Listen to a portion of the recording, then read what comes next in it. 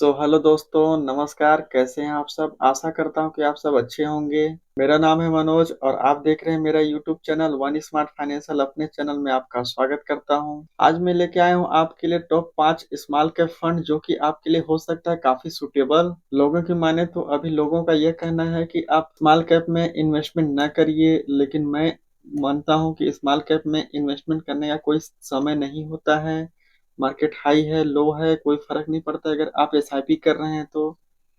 अगर आप एसआईपी करना चाह रहे हैं और स्मॉल कैप ही आपको सिलेक्शन करनी है, थोड़ा सा रिस्क ले सकते हैं, रिस्क के साथ आप लंबा समय दे सकते हैं, तो डेफिनेटली आप एसआईपी करिए। किसी भी समय मार्केट हाई में भी करिए, लो में भी करिए, एनी टाइम आप एसआईपी कंटिन्यू रखिए। कभी भी आपको एसआईपी को एग्जिट नहीं करना है। अगर आप एसआईपी कर लिए हैं तो, अगर नए एसआईपी करने के सोच रहे हैं तो डेफिनेटली स्टार्ट कर दीजिए। एसआईपी स्टार्ट करने का कोई समय नहीं होता है, क्योंकि जितना देर करेंगे आपके साथ उतना देर हो जाएगा। क्योंकि आप जितना देर करेंगे उतना देर होते जाएगा और आपका फंड, जो आपका एक्सपेक्टेड अमाउंट है, वह अमाउंट नहीं मिल पाएगा आपको। इसलिए आप जितना जल्दी हो सके आप फाइनेंशियल प्लानिंग कर लीजिए। क्योंकि आज आप एसआईपी चालू करते हैं, आज मार्केट मान के चलते हैं हाई पे है, लेकिन मार्केट कल दिन 2% 4%, अगला एसआईपी डेट में 4% मान के चलिए डाउन है, वहां पे आपका एसआईपी इंस्टॉलमेंट डेबिट होता है, तो आपका ओवरऑल एवरेज अमाउंट बन के आ जाता है। इसलिए एसआईपी के लिए हाँ, मैं मानता हूँ कि लमसम में कभी आपको हाई मार्केट में इन्वेस्टमेंट नहीं स्टार्ट करनी है। आपको थोड़ा सा वेट कर लेना है मार्केट का 2-3%, 10%, 5% करेक्शन के लिए। उसके बाद आप इन्वेस्टमेंट करिए म्यूचुअल फंड में। हाँ, अगर 5%, 10% अगर मार्केट अप है तो उस टाइम पे आपको लमसम में इन्वेस्टमेंट नहीं करना है। हाँ, अगर मार्केट अप है, हाई ऑल टाइम हाई चल रहा है, उस टाइम में आपको लमसम में, खास करके स्मॉल कैप में, आपको ज्यादा रिस्क नहीं लेने हैं। लेकिन अगर आप मार्केट डाउन है, 2-4%, 5%, 10% मार्केट डाउन दिख रहा है, 2% से लेकर 10% के बीच में अगर डाउन दिख रहा है, तो डेफिनेटली आपका एसआईपी भी है, उस कंडीशन में भी आपके पास कुछ लमसम अमाउंट इन्वेस्टमेंट करने का प्लानिंग करते हो, डेफिनेटली आप लमसम अमाउंट को भी उस टाइम इन्वेस्ट कर दीजिए। सही समय होता है इन्वेस्टमेंट करने का। क्योंकि मार्केट हमेशा गिरावट नहीं देता है, गिरावट देता है वो तो एक मौका देता है, तो उस मौका को आपको नहीं चूकना है, मौका को फायदा उठाना है आपको। मैंने भी अभी ऑल टाइम हाई जब मार्केट था उस दिन मैंने एसआईपी किया था एक्सिस का स्मॉल कैप फंड में, जिसका स्क्रीनशॉट मैं आपको दे दूंगा इसी वीडियो में। तो मैं ये नहीं सोचा कि आज मार्केट हाई है, आज मार्केट ऑल टाइम हाई में चल रहा है तो एसआईपी स्टार्ट ना करो, मैंने एसआईपी स्टार्ट कर दिया। उसी हिसाब से अपना फाइनेंशियल प्लानिंग आप खुद भी कर सकते हैं। तो चलिए बिना देर किए वीडियो स्टार्ट करते हैं। देखते हैं 5 कौन से टॉप के फंड हैं स्मॉल कैप के कैटेगरी के अंदर, जो आपके लिए 5 स्मॉल कैप में से कौन सा फंड हो सकता है suitable. Complete detail, complete analysis के साथ बात करेंगे। तो चलिए स्टार्ट करते हैं। तो चलिए हम फाइनली लैपटॉप के डिस्प्ले पे आ गए हैं। अब यहाँ पे डिस्प्ले में आप देख सकते हैं 5 टॉप बेस्ट म्यूचुअल फंड, यानी कि 5 बेस्ट म्यूचुअल फंड हमने फाइंड कर लिए हैं, जो कि कंप्लीट डाटा के हिसाब से बात किया हूँ मैं यहाँ पे, डाटा कंप्लीट रीड करके यह मैंने म्यूचुअल फंड सेलेक्ट किया हुआ है। कंप्लीट डिटेल वाइज देखेंगे हम यहाँ पे। एक्सिस स्मॉल कैप फंड पहला नंबर पे यहाँ पे आता है, दूसरा नंबर पे Nippon India small cap fund, तीसरा नंबर में क्वांट स्मॉल कैप फंड, चौथा में टाटा स्मॉल कैप फंड, वहीं पांचवा नंबर पे आता है एसबीआई स्मॉल कैप फंड। अब इसका मतलब ये नहीं है कि नंबर 1 में, नंबर 2, नंबर 3, नंबर 4, नंबर 5 कि नंबर वाइज मैं यहाँ पे रेटिंग दिया हूँ, ऐसा कुछ भी नहीं है। वो कंप्लीट डिटेल के साथ बात करेंगे, उसमें आपको कंप्लीट पता चल जाएगा कि आपके लिए कौन सा बेस्ट है, सुटेबल है, और लास्ट में मैं भी बताऊंगा कि आपको कौन कौन सा फंड लेना चाहिए। तो चलिए नेक्स्ट देख लेते हैं। इसी में पहले रिटर्न देख लेते हैं। तो रिटर्न के बेस में यहाँ पे हम बात करेंगे, पहले रिटर्न बात करेंगे एक्सिस का स्मॉल कैप फंड के बारे में। यहाँ पे स्मॉल कैप फंड हमने यहाँ पे सिलेक्शन किया हुआ है। स्मॉल कैप 1 ईयर का रिटर्न देखेंगे तो 47.2% का यहाँ पे रिटर्न देखने को मिल रहा है। वहीं 10 ईयर का देखेंगे तो 23.59%, यानी 23.59% का यहाँ पे रिटर्न देखने को मिल रहा है। ओवरऑल 5 ईयर की बात कर लें तो 5 ईयर में 31.01, 31.01%। 3 ईयर में बात कर लें तो 28.09, यानी कि 28.09% का रिटर्न देखने को मिला है। वहीं 2 ईयर में 32.03% का रिटर्न देखने को मिला है, 32.03% का।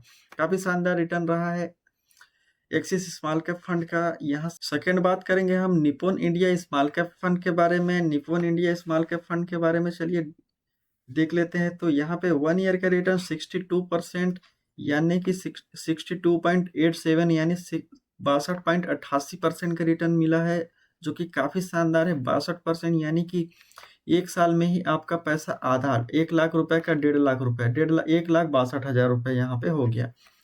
काफ़ी शानदार रिटर्न है एसआईपी के अंदर। तो आप यहाँ पे 10 साल का रिटर्न देख सकते हैं 26% का है। वहीं 5 ईयर का रिटर्न 38.73 का है। 3 ईयर का रिटर्न 37.28% का है। वहीं 2 ईयर का रिटर्न देखेंगे 43.66% का है। ये भी काफ़ी शानदार रिटर्न है। ओवरऑल एवरेज 30% से एबव ही है। मतलब देखा जाए तो एक हिसाब से 10 साल में भी 26% का रिटर्न दिया है, जो कि काफ़ी शानदार रिटर्न है। आप कभी भी बैंक में एफडी करते हैं 10 साल में आपका एफडी क्या रिटर्न क्या होगा, ज़्यादा 10% 8% दिए होंगे, लेकिन यहाँ पे 26% दिया है।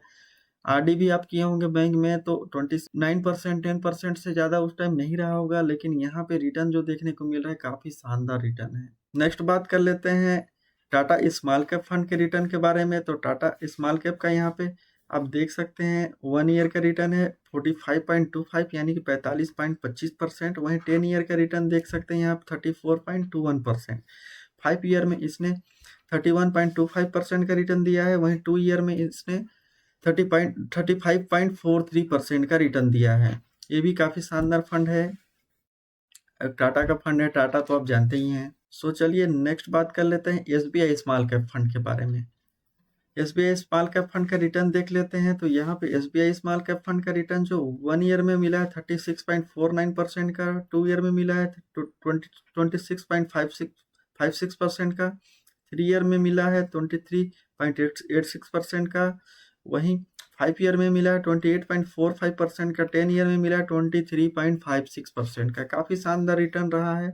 ओवरऑल रिटर्न बहुत अच्छा रिटर्न है। आप यहाँ पे देख सकते हैं। मेरे को तो एसबीआई का भी काफ़ी अच्छा लगता है फंड। बाकी आपको कैसा लगता है आप कमेंट में ज़रूर बताएं।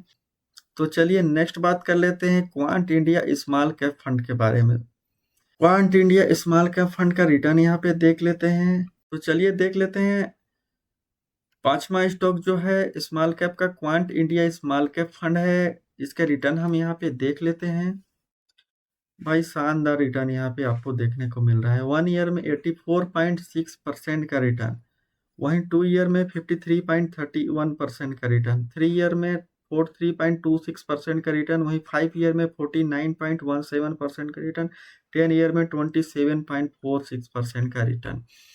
ये सारे रिटर्न मैंने एसआईपी का रिटर्न कैलकुलेट यहाँ पे किया है। लमसम का इन्वेस्टमेंट का यहाँ पे रिटर्न नहीं है, यह एसआईपी का रिटर्न है। काफ़ी शानदार रिटर्न दिया हुआ है। हम आज एसआईपी के बारे में बात करेंगे कंप्लीट में। अभी मार्केट में जिस हिसाब से मार्केट चल रहा है हाई भी है, वोलेटाइल भी है, इसलिए हमें अभी हाई रिस्क यहाँ पे नहीं लेना है। हमें एसआईपी स्टार्ट कर देना है। अगर इन्वेस्टमेंट करने का प्लानिंग कर रहे हैं तो बिल्कुल सोचना समझना नहीं है एसआईपी के लिए। एसआईपी के लिए सही समय होता है, कभी भी आप एसआईपी कर सकते हैं। अब चलिए टॉप होल्डिंग्स की बात कर लें। तो यहाँ पे एक्सिस स्मॉल कैप फंड का होल्डिंग जो है वहाँ पहला जो होल्डिंग है कंप्यूटर एंड सॉफ्टवेयर कंसल्टिंग के ऊपर है, दूसरा हॉस्पिटल के ऊपर है, तीसरा रेसिडेंटल कमर्शियल प्रोजेक्ट के ऊपर है। टॉप 3 होल्डिंग्स के बारे में बात करेंगे, वीडियो बहुत लंबा हो जाएगा, इसलिए आप स्क्रीनशॉट आप देख सकते हैं। नेक्स्ट बात कर लेते हैं यहाँ पे Nippon India small cap fund के बारे में। निप्पॉन इंडिया स्मॉल कैप का टॉप 3 देख लेते हैं। यहाँ पे होल्डिंग जो है ऑटो कंपोनेंट इक्विपमेंट में है पहला, दूसरा प्राइवेट सेक्टर बैंक में है, गवर्नमेंट सेक्टर बैंक में नहीं, प्राइवेट सेक्टर बैंक में है। याद रखिएगा काफ़ी अच्छा ग्रोथ रहता है प्राइवेट सेक्टर बैंक का मेरे हिसाब से। कंपोनेंट सॉफ्टवेयर एंड कंसल्टिंग के ऊपर है, इसमें भी काफ़ी अच्छा एलोकेशन किया गया है। तीसरा बात कर लेते हैं टाटा स्मॉल कैप फंड के बारे में। तो यहाँ पे जो होल्डिंग कंपनी है, पहला सेक्टर इनका, दूसरा है बिजनेस प्रोसेस आउटसोर्सिंग और तीसरा है स्पेशलिटी केमिकल्स।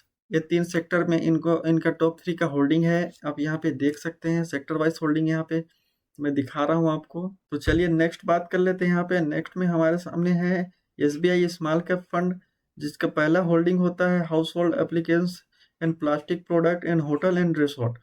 ये 3 इनका टॉप 3 यहाँ पे आपका सेक्टर है जो कि इन्वेस्टमेंट है।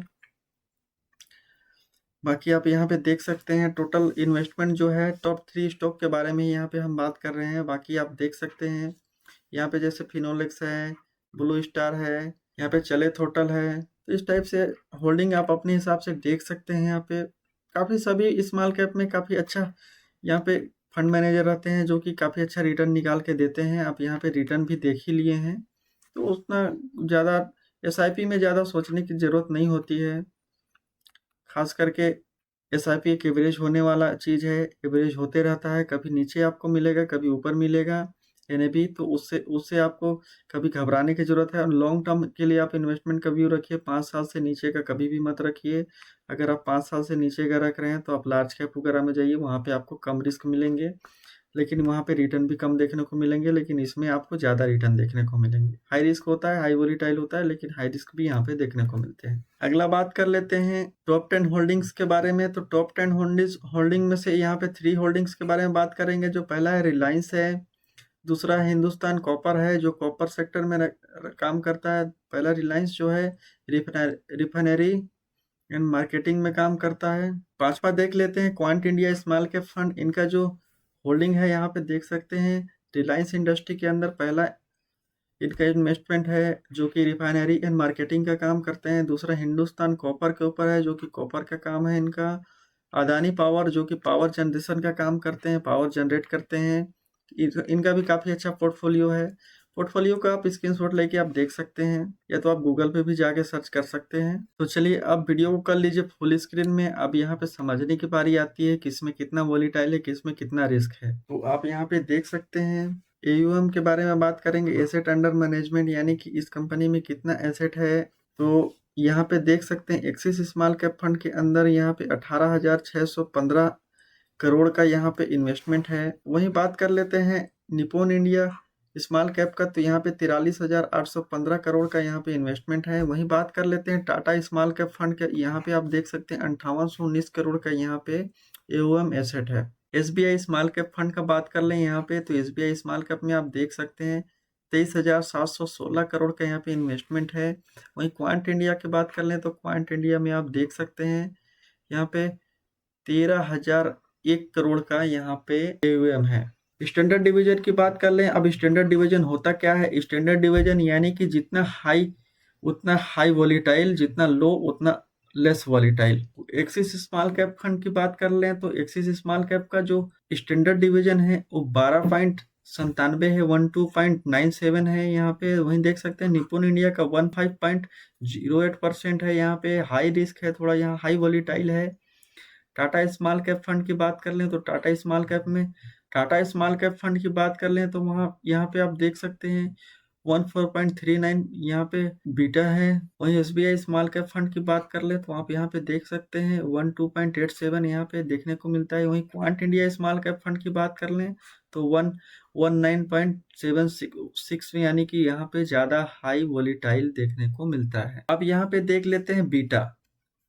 बीटा क्या होता है? बीटा यानी कि 1 से कम है तो वहाँ पे लो रिस्क है, अगर 1 से ज़्यादा है तो वहाँ पे हाई रिस्क है। यानी कि 0.69 है, यहाँ पे कम रिस्क है। यहाँ पे 0.88 है निप्पॉन इंडिया में, यहाँ भी कम रिस्क है। टाटा स्मॉल कैप में आप देख सकते हैं 0.75 है, यहाँ भी कम रिस्क है।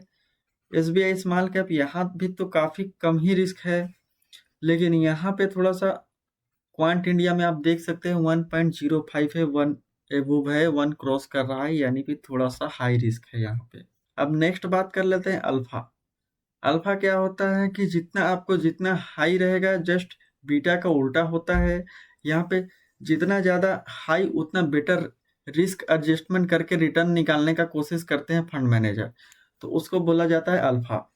अब अल्फा यहाँ पे आप देख सकते हैं एक्सिस का है, एक्सिस स्मॉल कैप का है 3.79, वहीं निप्पॉन इंडिया का 7.86, वहीं टाटा स्मॉल कैप का 6.61, 1.3, और वहीं quant India small cap fund का है 7.39। क्वांट इंडिया यहाँ पे विनर आता है, क्योंकि क्वांट इंडिया में काफ़ी अच्छा बेटर रिस्क एडजस्ट करके रिटर्न निकालने का कोशिश किया है यहाँ पे, और क्वांट इंडिया का रिटर्न भी काफ़ी अच्छा दिया है। अब एक्सपेंस रेशियो की बात करने तो एक्सपेंस रेशियो होता क्या है?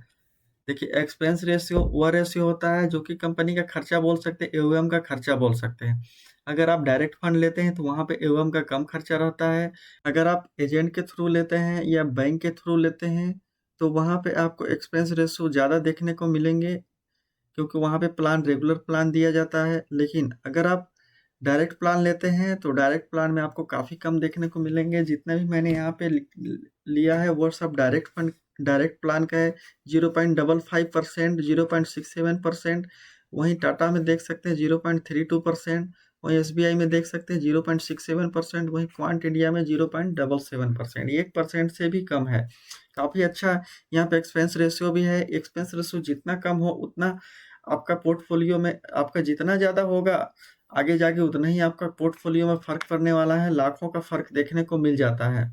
इसलिए आपके लिए जितना कम एक्सपेंस रेशियो उतना ज़्यादा बेटर होता है आपके लिए कोई भी फंड को सिलेक्शन करना। उम्मीद करता हूँ यह चीज़ आपको काफ़ी समझ आया होगा। तो चलिए अब फाइनली यहाँ पे सिलेक्शन की बात कर लें कि मुझे कौन सा फंड पसंद है। मुझे सिलेक्शन अगर करना हो तो मैं कौन सा फंड सिलेक्शन करूँगा, यहाँ पे हम देख सकते हैं। इससे पहले एक चीज़ और सूचना आपको दे दूँ, यह वीडियो सिर्फ़ एजुकेशन पर्पज़ के लिए है। इसमें मेरा भी किसी भी प्रकार का कोई पर्सनल सलाह नहीं है कि आप यह प्लान को आप ले ही लीजिए या आप इसको प्लान को कंसीडर करिए। आप यह मेरा बनाने का उद्देश्य एक एजुकेशनल पर्पज़ है और इसमें मैं भी बताने वाला हूँ कि मुझे कौन सिलेक्शन करना है तो कौन सा प्लान मैं सिलेक्शन करूँगा। इसमें आपके लिए किसी प्रकार का कोई रिकमेंडेशन नहीं है मेरा। आप अपना किसी प्रकार से फाइनेंशियल अगर प्लानिंग कर रहे हैं तो अपने फाइनेंशियल एडवाइज़र से ज़रूर संपर्क कर लें। और अगर इंश्योरेंस से रिलेटेड एनी क्वेरी कोई भी क्वेरी हो तो आप मुझसे डायरेक्ट मैसेज कर सकते हैं। इंश्योरेंस आप मेरे थ्रू भी ले सकते हैं। जो भी बात कर रहा हूँ मैं डिटेल के साथ बात कर रहा हूँ। टोटल एक्सपीरियंस की बात कर लें तो 7 ईयर का मेरे को बैंकिंग एक्सपीरियंस है, वहीं 3 ईयर का इंश्योरेंस का एक्सपीरियंस है। तो ओवरऑल एक्सपीरियंस के बेस में भी कुछ बात कर लेता हूँ मैं। कुछ नॉलेज यहाँ से भी गूगल से भी मैं ले लेता हूँ और आपके लिए कोशिश करता हूँ कि कुछ बेस्ट ला सकूँ मैं, जिससे आपका कुछ मदद हो जाए मेरे थ्रू। अगर वीडियो अच्छा लगे तो वीडियो को लाइक कर दीजिए। अगर आप चैनल पे नए हैं तो चैनल को सब्सक्राइब कर लीजिए और इन्फॉर्मेटिव वीडियो लगे तो दोस्तों के साथ शेयर ज़रूर करिएगा। तो चलिए सिलेक्शन की ओर चलते हैं। अब मुझे सिलेक्शन करना होगा तो मैं कौन सा फंड को सिलेक्शन करूँगा, तो मैं यहाँ पे आपको डायरेक्टली बता दूँ कि मुझे अगर सिलेक्शन करने का यहाँ पे फंड है तो मैं सबसे पहले प्रेफ़र करूँगा एक्सिस का स्मॉल कैप फंड, जो कि मुझे काफ़ी पसंद है। आप यहाँ पे देख सकते हैं। दूसरा मेरे को अगर सिलेक्शन करना हो तो यहाँ पे मैं एसबीआई स्मॉल कैप फंड। अब ऐसा नहीं है कि दोनों बैंकिंग सेक्टर का फंड है तो बैंकिंग मुझे पसंद है, ऐसा नहीं है। मैं कुछ डाटा के हिसाब से भी बात कर रहा हूँ, कुछ इनके पोर्टफोलियो के हिसाब से भी बात कर रहा हूँ। तो मुझे ये दोनों फंड काफ़ी पसंद आया। रहने को टाटा भी काफ़ी अच्छा है, टाटा का भी अच्छा रिजल्ट यहाँ पे देखने को मिलता है। क्वांट में हाई रिस्क थोड़ा हो जाता है यहाँ पे, क्योंकि यहाँ पे स्टैंडर्ड डिवीजन भी ज़्यादा देखने को यहाँ पे मिल रहा है और थोड़ा-सा मेरे को पोर्टफोलियो इसका क्वांट का थोड़ा-सा समझ नहीं आया। तो आप ओवरऑल यहाँ पे देख सकते हैं कि मुझे अगर सिलेक्शन करना हो तो एसबीआई में सिलेक्शन करूँगा और एक्सिस सिलेक्शन करूँगा। 2 फंड मैंने यहाँ पे अपने पर्पज़ के लिए अपने मतलब चॉइस से यहाँ पे सिलेक्शन किया हुआ है। 2 फंड मैंने अपने चॉइस से सिलेक्शन किया हुआ है। अब आपको कौन-सा सूटेबल लगता है, आप अपने हिसाब से आप कमेंट में ज़रूर बताइए कि आपको कौन-सा फंड पसंद है।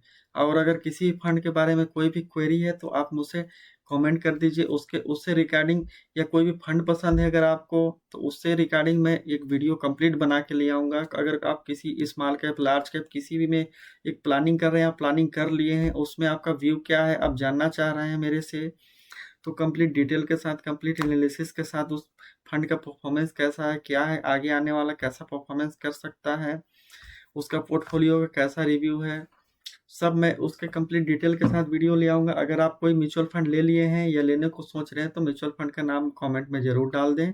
वीडियो अच्छा लगे तो वीडियो को लाइक कर दीजिएगा। इन्फॉर्मेटिव वीडियो लगा तो दोस्तों के साथ शेयर ज़रूर करिएगा और अगर चैनल पे आप नए हैं तो चैनल को सब्सक्राइब ज़रूर कर लीजिएगा। तो चलिए मिलते हैं नेक्स्ट वीडियो में, तब तक के लिए बाय बाय।